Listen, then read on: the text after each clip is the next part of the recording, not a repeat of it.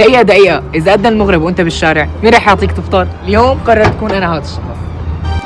ما هو جديد ومن زمان حنا معك ونعرفك تعرفنا. رح نوزع تمر ومي، واكيد ما رح نخلي الافطار ناقص، ونوزع كيكه تيمولاند، الحليب والشوكولا، واكيد ما رح انسى نكهتي المفضله الفريز.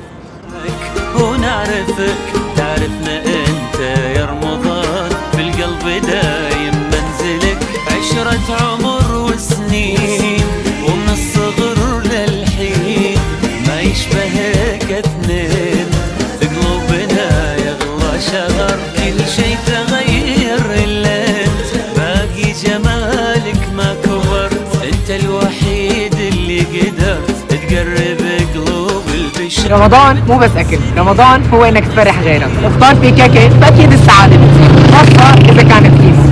جربوا كيمولاند وقولوا لي اذا حبيتوه او لا، هو انتم حتحبوه اكيد. رمضان شهر الخير، بحبكم كثير كثير، بشوفكم بالفيديو الجاي، باي باي.